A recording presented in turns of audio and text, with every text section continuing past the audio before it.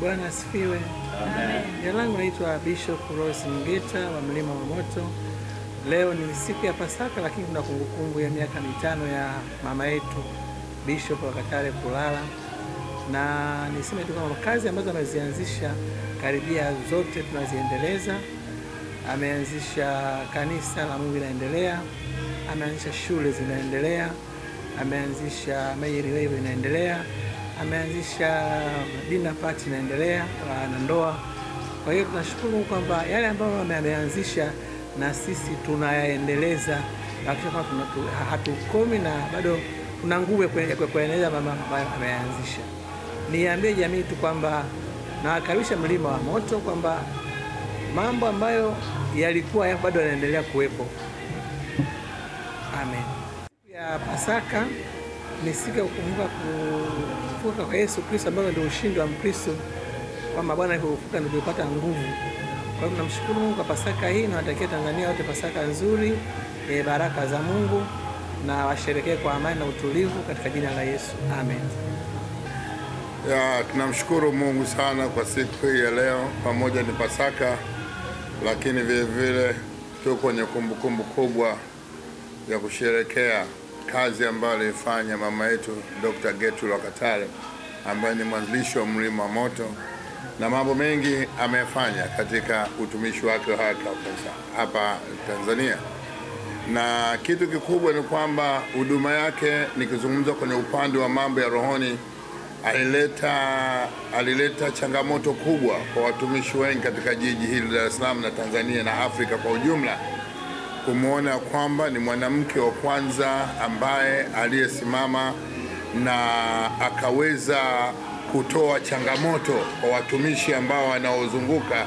Ikabidi hata wale watumishi waliolala kimya na waweze kuamka vile vile, kwa maana ni mama wa kwanza ambaye Mungu alimpa huduma moja kubwa sana, alimpa huduma na akaweza kusanya watu wengi sana katika East Africa and Central Africa, kiasi ya kwamba katika kazi zake alizofanya, changamoto aliyoifanya iliwafanya hata na watumishi wengine wengi wakubwa na wengi ambao walikuwa wanapinga, hawakubaliana na mwanamke kusimama madhabahuni, ilibidi walainika na kulegea na kujipanga upya.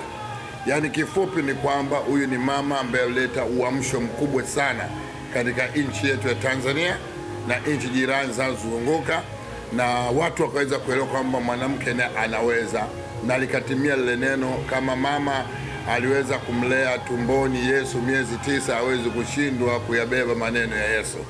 Kwa hiyo alileta mwamsho mkubwa sana. Zaidi ya yote vile vile ameinua watumishi wengi sana. Miongoni mwa, naweza nikasema, asilimia kubwa ya watumishi leo ambao ni vijana, ambao leo hii wanakwenda wanazo huduma kubwa, ni zao la mama huyu, ni zao la mama huyu. Na hata kama leo amelala, lakini bado tunaona ya kwamba kuna makanisa mengi yamefunguliwa na yanaendelea vema kupitia mama huyu. Kwa hiyo mchango wake ni mkubwa sana katika mwili wa Kristo, na sio tu Mlima wa Moto peke yake, kwa mwili wa Kristo kwa ujumla.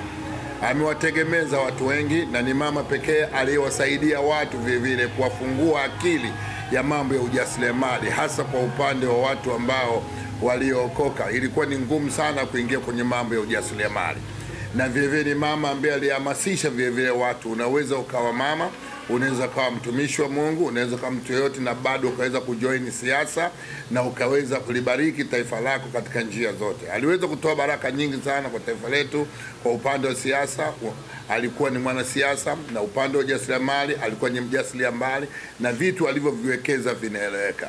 Kwangu mimi ninamtambua zaidi ni mama ambaye ameleta uamsho mkubwa sana. Alivyorudi kutoka masomoni Marekani, alipokwenda kusomea mambo ya theology, alileta uchangamfu mkubwa sana katika nchi yetu Tanzania. Na hiyo ilimfanya vile vile kuwa na watu wengi ambao walimpinga, lakini kumpinga kule kulisababisha kuzaa vitu vingi. Leo hii tunaona katika nchi yetu ya Tanzania wamama wengi sana wameingia kwenye utumishi, na si Tanzania, the whole of this continent of Africa, kulikuwa na mchango mkubwa ambao mama wametoa. Kwa hiyo leo tuna celebrate maisha yake, na tutaendelea ku celebrate maisha yake mpaka Yesu Kristo atakapokuja. Bwana Yesu asifiwe. Heri ya Pasaka. Mimi naitwa Dr. Mary Mwanjelwa, na naomba nichukue fursa hii kabisa, kwanza kwa sababu ni siku ya Pasaka, lakini vile vile tunaadhimisha miaka 5 tangu kulala kwa mama yetu Bishop na Mheshimiwa Gertrude Pangalile Rwakatare. Itoshe tu kusema kwamba mama yetu Gertrude alikuwa ni simba jike wa Yesu Kristo. Na mimi ninayeongea hapa ni sehemu ya product ya mama yetu Gertrude Rwakatare. Kwa sababu yeye alikuwa loaded wa mambo mengi sana. Kwa kweli Mungu alimbariki katika mambo mengi sana. Alimbariki kiroho, alimbariki kiuchumi, lakini vile vile yeye ana watoto 4, lakini ni sawa na kwamba ana watoto wengi, na mimi mwenyewe nikiwa mmoja wapo. Mimi ninakumbuka tulianza huduma hii ya Mlima wa Moto tukiwa darasani shule ya msingi ya Ushindi, na tukaenda naye mpaka tukahamia katika huduma hii ya hapa tulipo leo. Lakini vile vile mimi nimekuwa mbunge pamoja na mama. Kule bungeni mimi nilikuwa namwambia mama, wala usipate shida, kuna kuaga na makaratasi mengi sana ya kufanya katika shughuli za kibunge. Nilikuwa namwambia mama kaa, na wote walikuwa wanajua kwa sababu mimi nilikuwa ni mzee wake wa kanisa. Kwa hiyo wote wabunge wenzetu walikuwa wanajua kwamba huyu ni mtoto wa mama. Kwa hiyo shughuli zote kabla sijateuliwa kuwa waziri, mimi ndio nilikuwa namfanyia mama. Yeye